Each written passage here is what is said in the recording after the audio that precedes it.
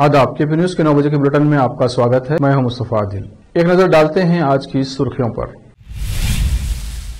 बीदर शहर के पापनाश मंदिर में महाशिवरात्रि के मौके पर उमड़ी भक्तों की भीड़। कल्याण कर्नाटक हाई स्कूल शिक्षक संघ की बीदर तालुका इकाई के नवनिर्वाचित पदाधिकारियों को बीदर में सम्मानित किया। कर्नाटक के रामनगर में भव्य राम मंदिर के निर्माण की घोषणा की। चुनावी राज्य कर्नाटक में मतदाताओं को लुभाने के लिए भाजपा के सामने कड़ी चुनौती है। तकनीकी सलाहकार समिति ने कहा, कर्नाटक में अब कोविड से कोई खतरा नहीं। महाशिवरात्रि, शिवालयों में श्रद्धालुओं की उमड़ी भीड़। उज्जैन में महाकाल की पूजा। असदुद्दीन ओवैसी का बड़ा आरोप, भिवानी मर्डर केस के आरोपी का अमित शाह से क्या है कनेक्शन।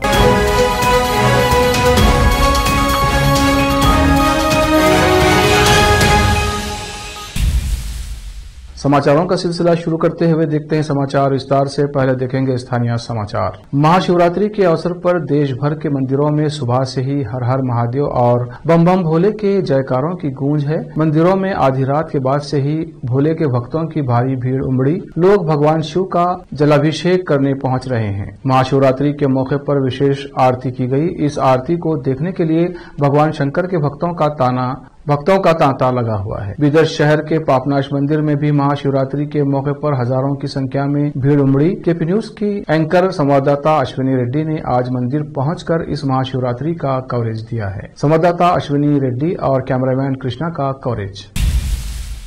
कल्याण Karnataka high school teachers association के बीदर तालुका इकाई के अध्यक्ष मोहम्मद शाबुद्दीन को तालुका अध्यक्ष चुना गया है। शहर के गुरैया बच्चा हाई स्कूल में एसोसिएशन की जिला इकाई के अध्यक्ष पांडुरंग बेलदार की अध्यक्षता में हुई बैठक में पदाधिकारियों का चुनाव किया गया। पदाधिकारी के रूप में उमेश पाटिल, पतिराम कुराले उपाध्यक्ष, प्रहलाद तारा घाटकर महासचिव, बाबर हुसैन संगठन सचिव, सुभाष चौहान संयुक्त सचिव, शशिधर निजामपुरे संस्कृति सचिव, विजय कुमार सोन खेल सचिव और शशिकांत हेगड़े प्रचार सचिव। जिला इकाई के मानद अध्यक्ष देवी प्रसाद कलाल, प्रचार सचिव अब्दुल अलास, कोषाध्यक्ष संजू कुमार स्वामी, प्रमुख शिवराजा कपालपुरे, वीरभद्रप्पा चटनल्ली, शेख मसीउद्दीन, लक्ष्मण पुजारी मौजूद थे। विशेष संवाददाता की रिपोर्ट। लेते हैं एक ब्रेक। हिंदुस्तान के हर कोने में हम हैं मौजूद। 24 घंटे हालात पर गहरी नजर, खबरों से जुड़े चुपते सवालात,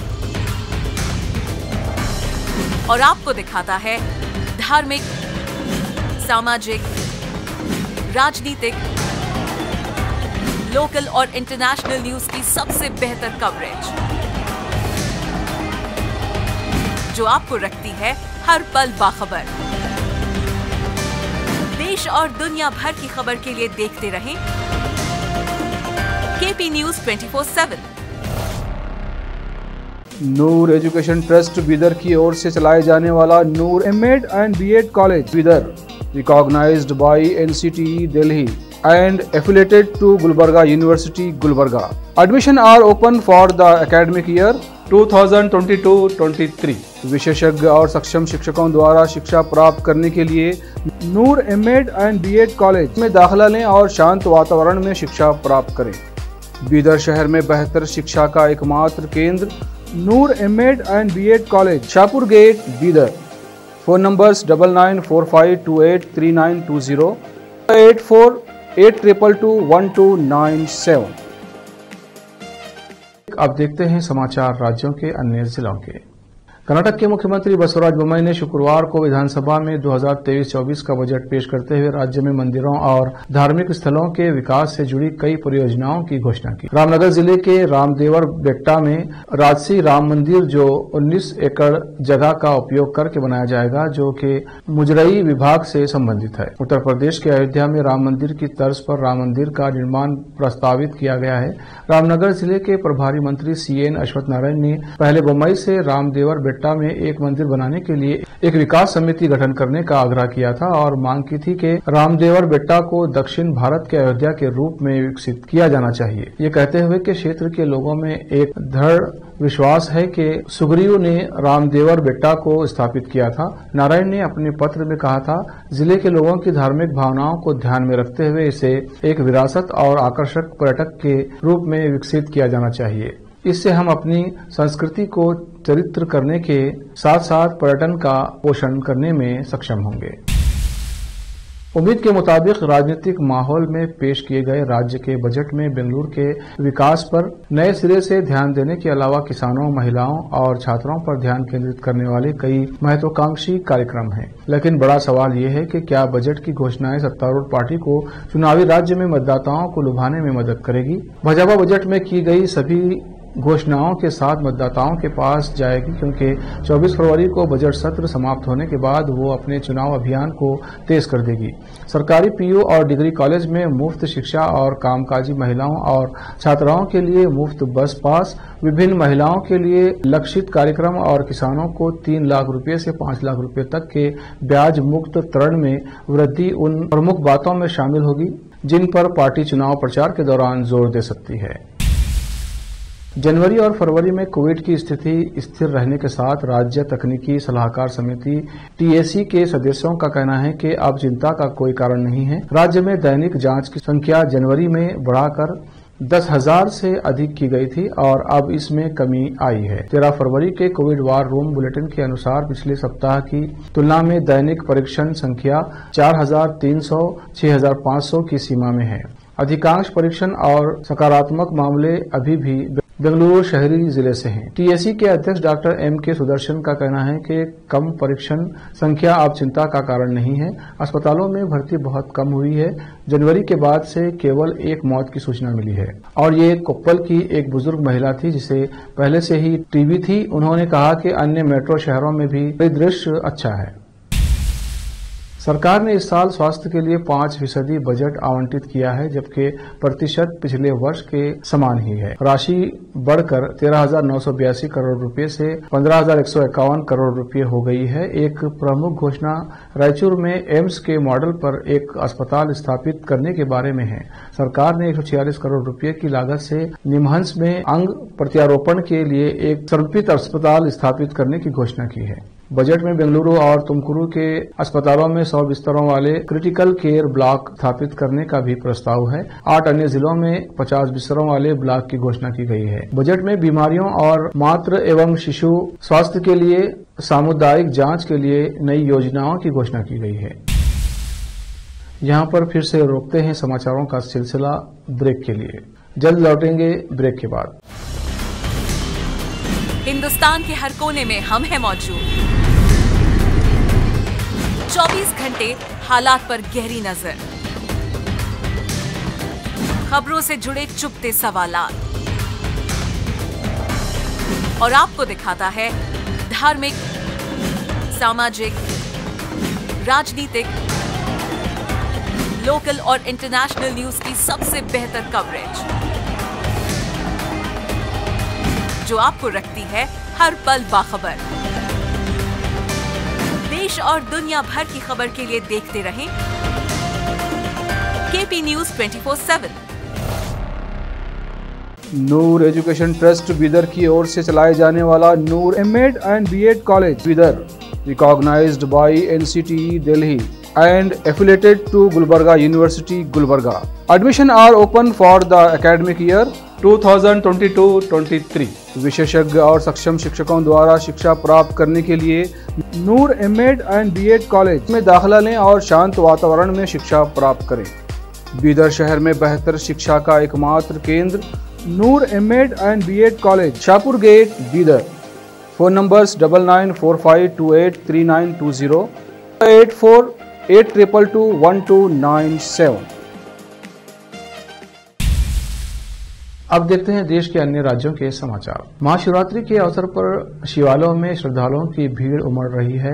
भगवान शंकर के भजन और आरती से पूरा वातावरण गूंज उठा है। देश के कोने कोने में ये त्योहार धूमधाम से मनाया जा रहा है। उज्जैन के महाकालेश्वर मंदिर में भस्म आरती के साथ महाकाल की पूजा की गई। इस मौके पर श्रद्धालुओं की भारी भीड़ मंदिर परिसर में उमड़ पड़ी। मध्य प्रदेश, पंजाब, उड़ीसा, गुजरात के अलावा देश के अन्य हिस्सों में भी श्रद्धा के साथ ये त्योहार मनाया जा रहा है। पंजाब के अमृतसर में स्थित शिवाला बाग भाईयान मंदिर में श्रद्धालुओं की भारी भीड़ देखी जा रही है। श्रद्धालु सुबह से ही दर्शन और पूजन के लिए कतारबद्ध होकर मंदिर परिसर में खड़े दिखे।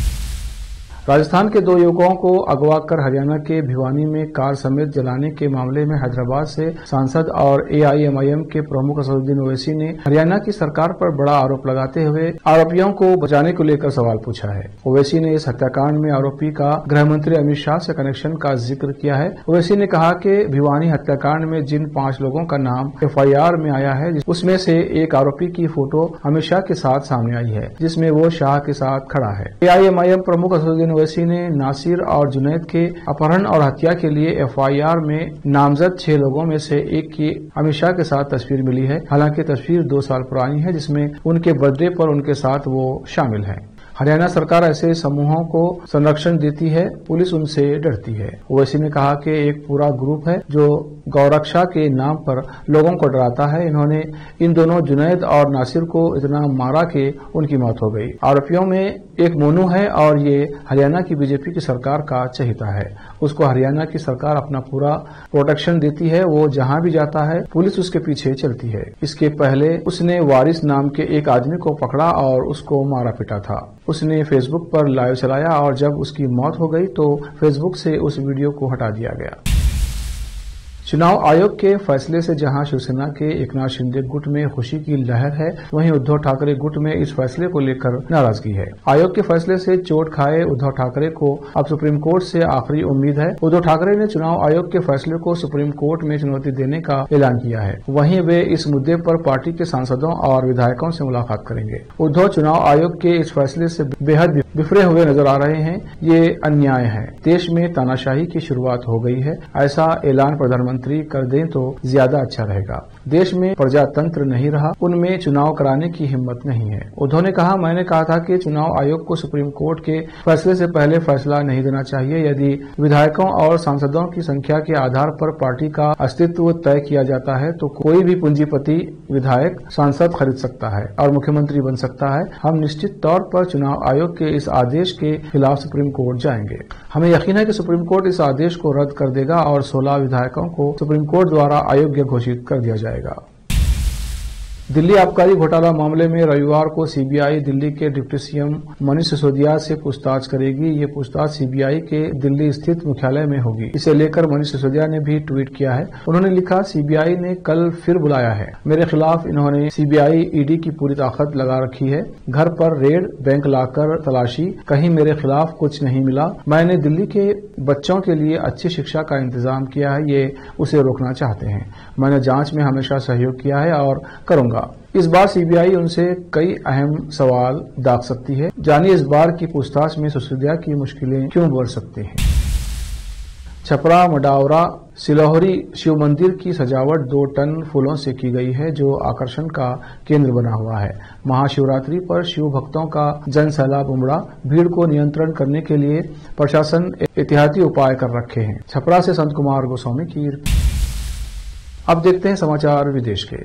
पाकिस्तान के कराची में बहुत बड़ा आतंकी हमला देखने को मिल रहा है। जानकारी के अनुसार 8 से 10 आतंकी पुलिस मुख्यालय में घुसे हुए हैं। पुलिस मुख्यालय पर हमले के बाद वहां पर हड़कंप का माहौल है और सुरक्षा बलों और आतंकियों के बीच मुठभेड़ जारी है। बता दें कि ये हमला शहराए फैसल इलाके में हुआ है। यहाँ आतंकी कराची स्थित पुलिस हेडक्वार्टर की प्रमुख इमारत में घुस गए और अंधाधुंध फायरिंग करने लगे। जानकारी के अनुसार 8 से 10 आतंकी पुलिस हेडक्वार्टर में घुसे हुए हैं और ये हमलावर भारी विस्फोटक से लैस हैं। साथ ही घटनास्थल पर गोलीबारी और धमाकों की लगातार आवाज सुनाई पड़ रही है। घटनास्थल पर आतंकियों से निपटने के लिए कराची पुलिस और पाकिस्तान रेंजर्स की भारी संख्या में केपीओ तैनात है और फायरिंग लगातार जारी है। जानकारी के अनुसार कराची पुलिस हेडक्वार्टर में घुसे आतंकी भारी हथियारों और गोला बारूद से लैस हैं। पाकिस्तान रेंजर्स और पुलिस बलों द्वारा AIG ऑफिस के पास के इलाकों को घेर लिया गया है। आतंकवादियों के खिलाफ पुलिस बल व पाकिस्तान रेंजर्स द्वारा जवाबी कार्रवाई जारी है। मीडिया के अनुसार पुलिस अधिकारियों का कहना है कि आतंकियों की कुल संख्या को लेकर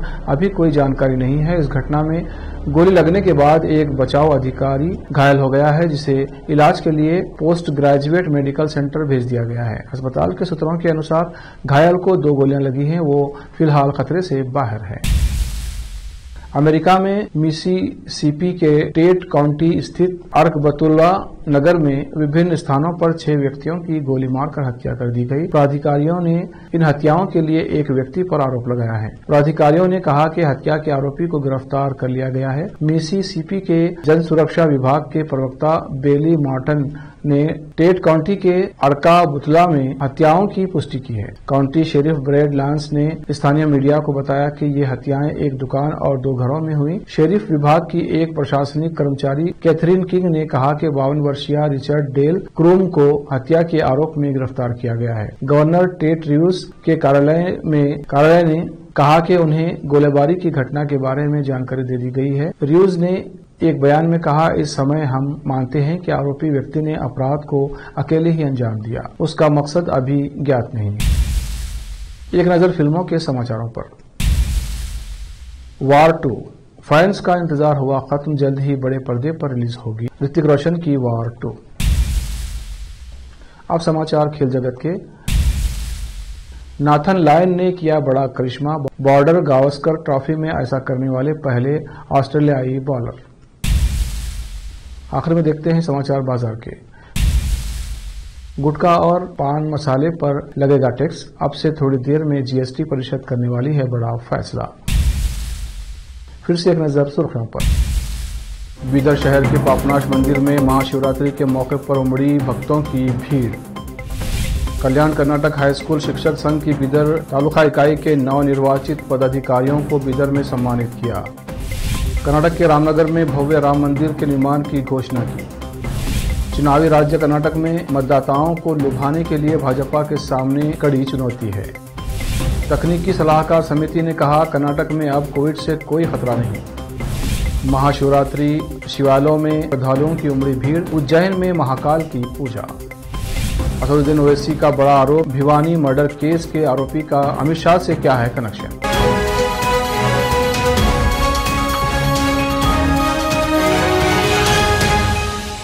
केपी न्यूज के 9 बजे के बुलेटिन में आज इतना ही। रात 10 बजे देखें केपी कर्नाटक का न्यूज बुलेटिन। धन्यवाद।